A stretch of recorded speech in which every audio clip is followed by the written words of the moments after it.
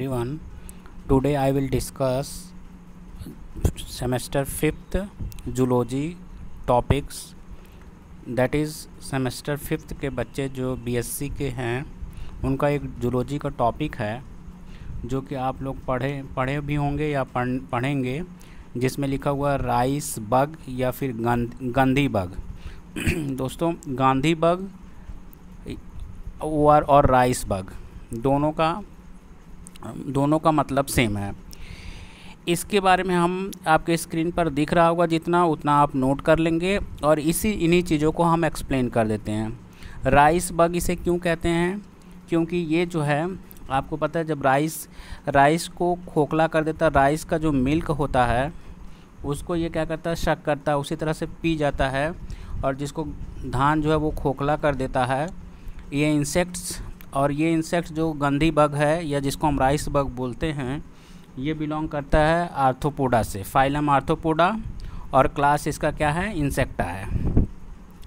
जाहिर सी बात है इसका नाम राइस बग्स इसलिए भी रखा गया क्योंकि ये राइस में जब जो धान जिसको बोलते हैं उसमें जब पानी बनना शुरू होता है, मिल्की वाटर, तो उसको सक कर देता है और राइस को खोखला कर देता है, जिसकी वजह से जो फसल है वो ख़राब हो जाती है। तो हम यही कह सकते हैं, आप कैसे समझेंगे, जैसे हम नारियल के अंदर पानी होता है, हम लोग नारियल पानी पी जाते हैं, तो अब पानी पी गए तो नारियल ख़राब हो गया। उसी तरह से ये जो जब बनना शुरू होता है धान, तो उस धान में पैडी में राइस पैडी के अंदर जब मिल्क बनना शुरू होता है, जिसको दूधिया पानी कह सकते हो, तो उस मिल्क को क्या कर जाता है, उस पानी को शक कर जाता है। शक कर जाने की वजह से इसको पहिया बोलते हैं या खोखला बोलते हैं, गांव में इसको पहिया बोलते हैं। तो ऐसी सिचुएशन हो जाती है, इसीलिए इसका नाम राइस बग है। अब ज़रा देखिएगा क्या क्या इसमें हमें इम्पोर्टेंट है, जितना बता रहे हैं उतना कर लेंगे। That is sufficient for Gandhi bug और राइस बग। इसमें ज़्यादा चीज़ें ध्यान देने की ज़रूरत नहीं है। ये एक मेजर पेस्ट है जो हमारे पैडी को क्या कर देता है, ख़राब कर देता है। और सेकंड चीज़ इसमें क्या है कि इसको कैसे जानेंगे, जब हम अपनी फसल को देखने जाएंगे तो बैड स्मेल्स आएगी। इस इंसेक्ट की बॉडी से कैसी स्मेल आती है, बैड स्मेल आती है। इसका systematic classification of rice bug is phylum arthropoda हो जाएगा, सब फाइलम मैंडिबुलेटा, क्लास इंसेक्टा, ऑर्डर हेमीपेटरा, और साइंटिफिक नेम इसका हो जाएगा लेप्टोकोरिसा वेरिकोर्निस। अब इतना ही करना जितना आपको स्क्रीन पर दिख रहा है, और इसके बाद हम तुरंत लाइफ साइकिल पे आ जाएंगे। इसकी लाइफ साइकिल के लिए आपको कुछ भी नहीं करने की ज़रूरत है, सिर्फ इतना समझ लीजिए कि 4 स्टेज, कितने स्टेज, 4 स्टेज। इसका एग जो होगा वो 10 से 12 अंडे होंगे, और वो पत्ती पर, धान की पत्ती जो होगी, जो राइस का प्लांट्स होगा, उस पर एक साथ, जैसे रो में, रो कहने का मतलब लाइन से 10 से 12 अंडे ये ले करेगा इंसेक्ट, और ये जो एग्स होंगे वो फिर यंग निम्फ्स में बदल जाएंगे। यंग निम्फ में बदलने के बाद इसके बाद थोड़ा सा, जैसे हम लोग कहते हैं किशोरावस्था, बचपन के बाद, उसको हम लेटर निम्फ बोलेंगे, और उसके बाद ये क्या करेगा, एडल्ट। तो सबसे पहले एग के बारे में आप क्या देखेंगे, the female rice bugs lays eggs on the upper surface of the leaves in 10 to 12 रोज।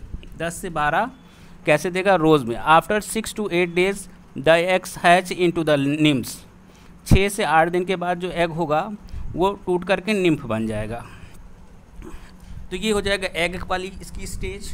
और दूसरी जो स्टेज है वो कैसी है, निम्फल स्टेज। कौन सी स्टेज, निम्फल स्टेज। देखिए ज़रा ये कैसा होगा, nymphs are very small but looks like minuscules. Minuscules का मतलब होता है बच्चा टीनी एडल्ट, मतलब जैसा छोटा बच्चा है वो बड़ा होकर के भी वैसे ही दिखेगा, उसी तरह से ये मिनीसिक्यूल्स एडल्ट्स का मतलब कि छोटा रहेगा तभी बड़े जैसा ही दिखेगा।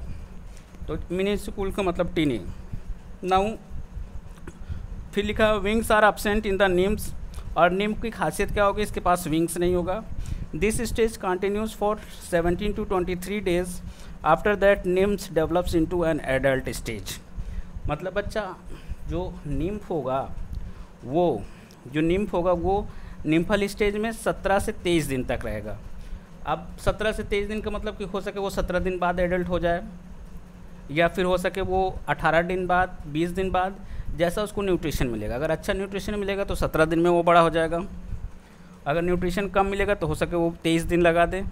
मतलब 17 से 23 दिन में जो निम्फ होगा वो कैसे में कन्वर्ट हो जाएगा, एडल्ट में हो जाएगा, एडल्ट में, ठीक है।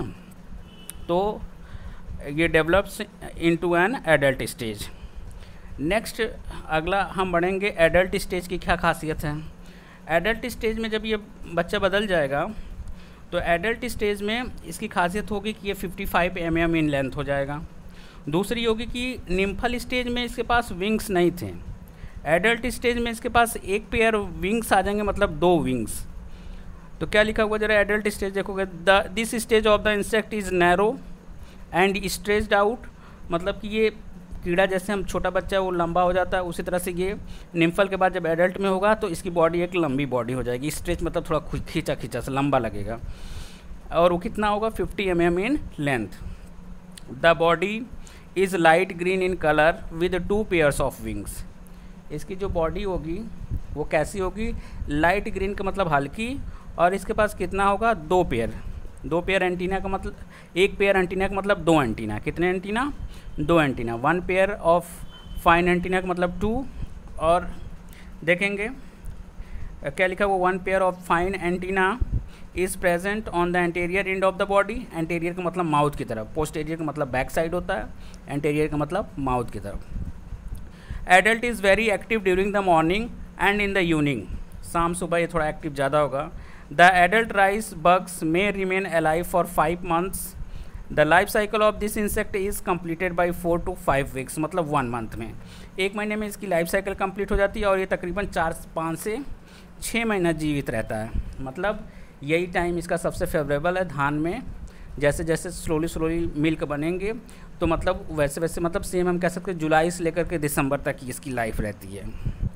Damaging stage and damaging nature of the rice bugs, या फिर उसी को गांधी बग्स भी कह सकते हैं। इसका मतलब ये है कि ये कब डैमेज करता है फसल्स को, कब फसल्स को, तभी फसल्स को डैमेज करता है जब उसमें मिल्क बनना शुरू होता है। मिल्क बनने का मतलब धान के अंदर दूधिया पानी बनना है, दूध वाला पानी, जैसे नारियल के अंदर पानी बनता है, और उसी को सक कर जाता है। ज़रा इसको देखेंगे, डैमेजिंग स्टेज दोनों होगी, एडल्ट भी डैमेज करेगा और निम्फल स्टेज भी डैमेज करेगा।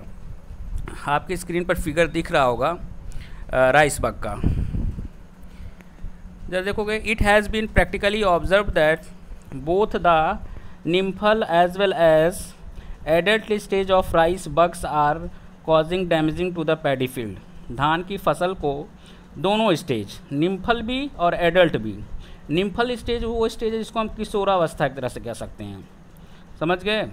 तो निम्फल स्टेज में भी, निम्फल स्टेज रहेगा तो इसके पास विंग्स नहीं रहेगी, और एडल्ट रहेगा तो विंग्स होगी। तो दोनों स्टेज में ये क्या करेंगे, सब जो धान के अंदर मिल्क बनेगा, पहले तो दूधिया पानी बनता है, वही मिल्क पक जाती है फसल, जैसे नारियल के अंदर पहले मिल्क बनता है, वही पक करके गरी जिसको बोलते हो, तो उसी तरह से। क्या लिखा हुआ है नेक्स्ट देखोगे, तो दोनों स्टेज होगा। In the early young stage of the paddy plants there is a formation of white milky fluid in each grain of the ear head. तो यही देखो बात लिखा हुआ जो हम बात बता रहे हैं कि पहले फसल में वाइट मिल्की फ्लूइड बनेगा, और इसी फ्लूइड को निम्फल और ये क्या नाम है दूसरा जो था एडल्ट, ये दोनों मिल करके क्या कर जाते हैं, पी जाते हैं। वाइट मिल्की फ्लूइड को ध्यान रखोगे, इन each grain of the ear head, मतलब बाली जिसको बोलते हैं, बाल, धान की बाल। और नेक्स्ट जरा देखोगे, during this period both the nymph and adult suck this milk from the grains by their sucking mouth. इसका माउथ सकिंग होगा, जैसे मॉस्किटो खींच लेता है ब्लड, उसी तरह से ये धान के अंदर जो पानी मिल्क बनता रहेगा, मिल्क को खींच लेगा। उसके आगे क्या लिखा, as a result there will be no formation of rice grain और partial formation of rice grains. जब वो खींच लेगा तो पहिया, जिसको खोखला बोलते हो, धान लगा रहेगा, उसके अंदर कुछ रहेगा ही नहीं चावल जैसा, या तो आधा बनेगा चावल, आधा नहीं बनेगा। In this way they damage the paddy plants in the field. इस तरह से ये फील्ड में जो पैडी, जो हमारे धान की फसल है, उसको नुकसान करता है। नेक्स्ट देखोगे, by their bad smell presence of rice bugs in the paddy fields can be identified. जब धान की फसल में जाओ तो गंदी स्मेल आए, बैड स्मेल आए, तो हम समझ सकते हैं कि हमारी फसल को गंदी बग या फिर राइस बग्स लगा हुआ है। The attacking grains remain erect instead of dropping.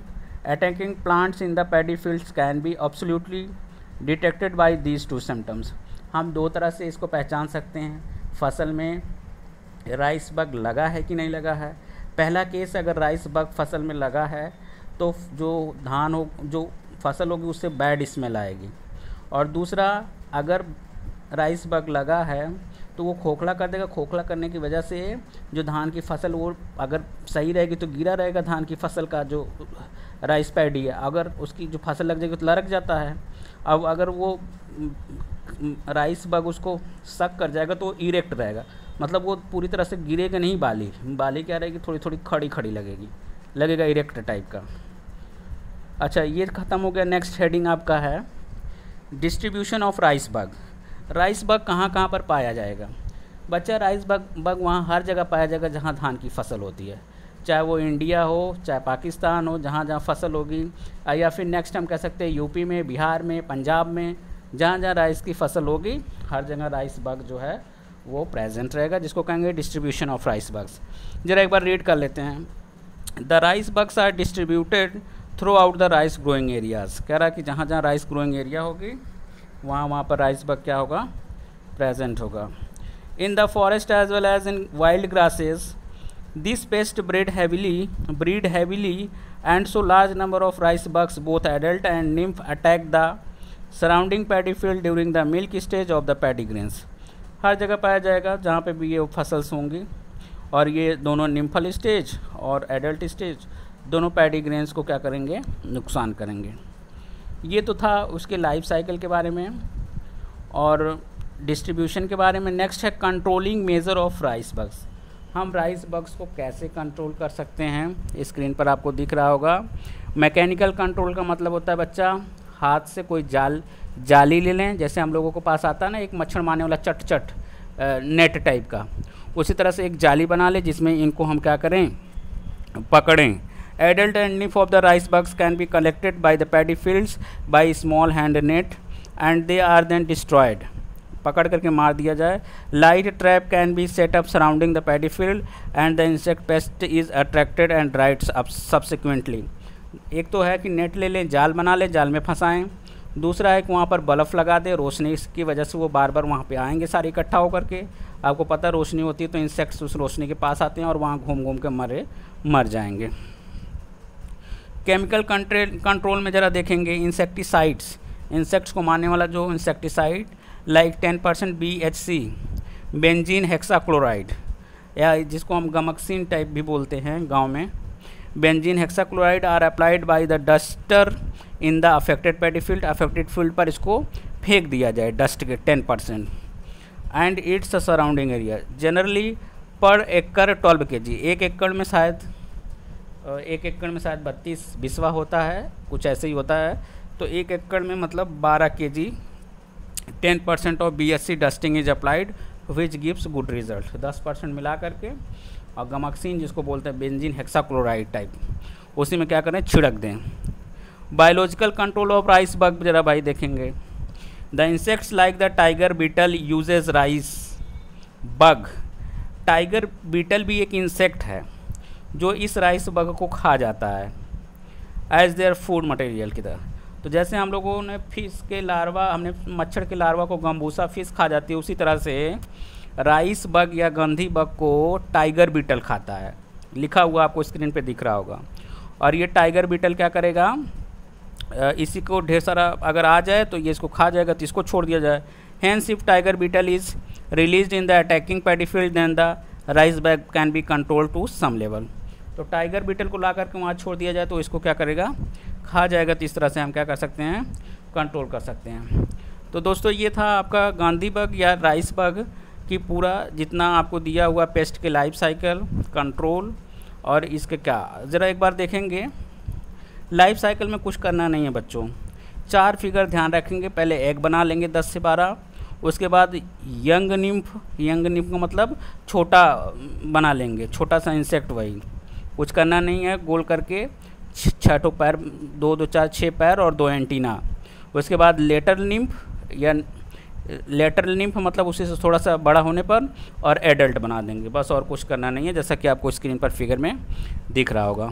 तो ये पूरा था गांधी बग या जिसको हम राइस बग कहते हैं, ये पूरा आपका डिटेल एक्सप्लेनेशन था, और इतना ही नोट कर लेंगे और इतने से आपका क्वेश्चंस भी निकल जाएगा और आपका तैयार भी हो जाएगा।